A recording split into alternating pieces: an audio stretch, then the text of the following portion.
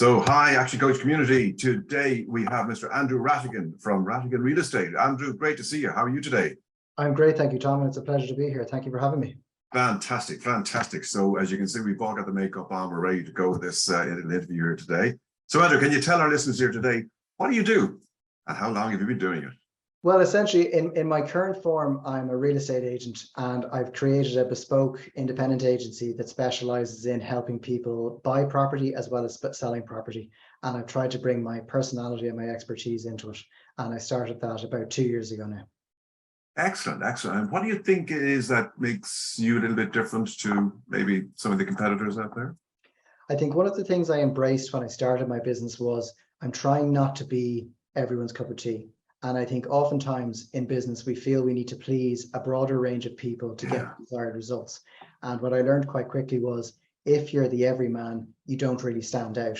So what I found was the kind of service I give is very hands-on, it's very bespoke, and it's also extremely involved. So I don't tell people what they want to hear for the sake of it. And I noticed that that resonated with my clients. And as I refined my offering, I realized the more I niched down what I do and who I serve, the more it was easier for the likes of Tom in the pub or at a coffee to tell someone else what it was I did, as opposed to, I think Andrew's in property, something like that. It made it more, Andrew does this, Andrew does that, and I kind of set out my kind of specialization in that way.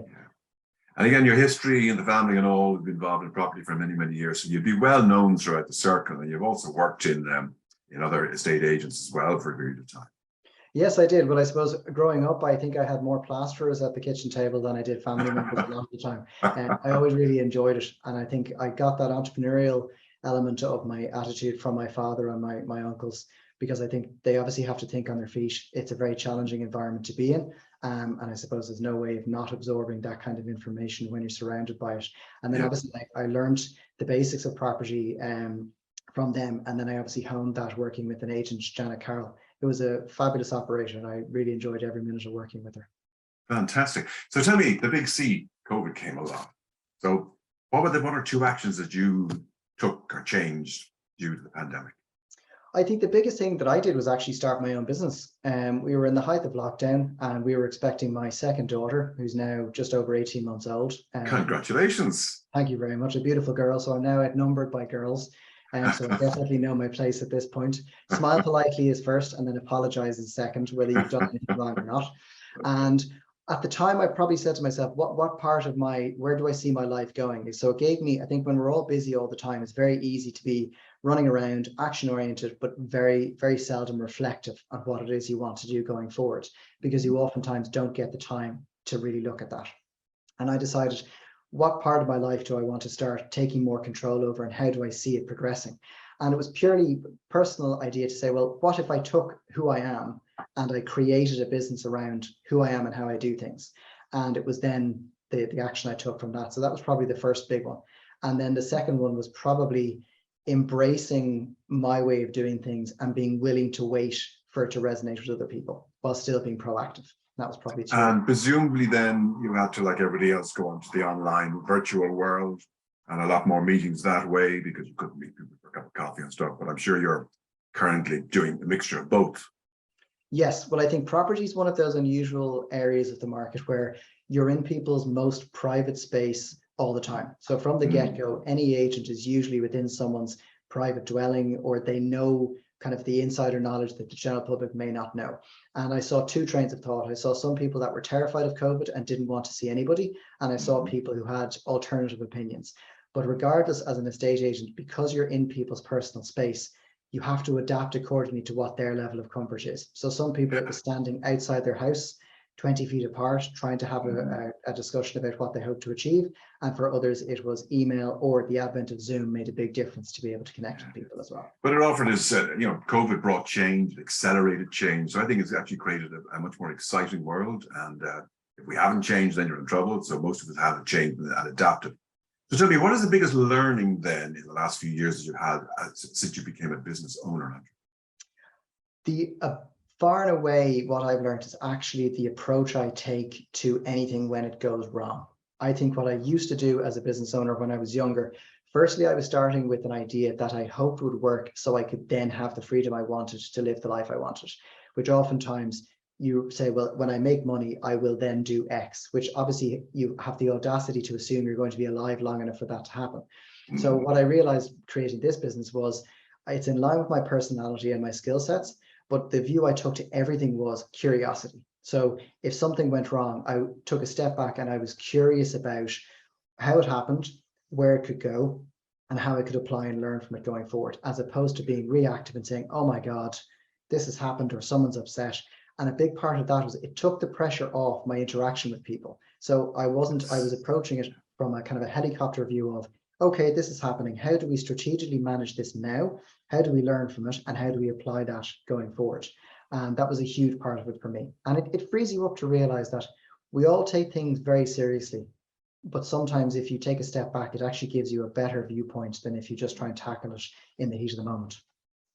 Excellent. And again, you mentioned they're growing up at the time. So looking back or looking forward now, is this what you always wanted to do?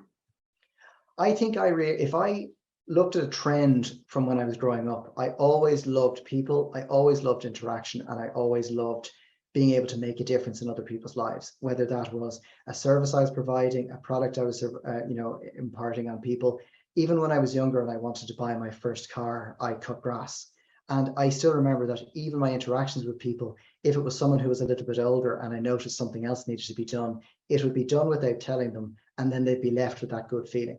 And I suppose as my experience has grown over my life, I've realized that my skill set is people, it's my empathy. And I've then applied my sales technique and my sales knowledge to it and property, and then basically created the ideal format that I like to work in. But that's all based on lots of mistakes, lots of learnings, some wins as well along the way, which is great. But that's normal. You know, life isn't about perfect, unfortunately. But I mean, if we're learning from our mistakes and moving forward, people will actually admire you for that, saying, look, made a mess here. We're going to correct it by doing the following. But as long as it is addressed, you don't hide from the damn thing. Exactly. So tell me, what would you reckon the biggest issues that you've actually overcome in the last couple of years?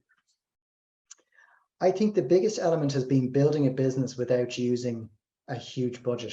I think what I've done is I went back to basics. So instead of either taking out a large loan or using a large sum of money to create this brand awareness, I suppose in my business in Ireland in property, it's very contentious, it's very competitive, and you have a number of brands that have market share and the ability to consistently provide that branding.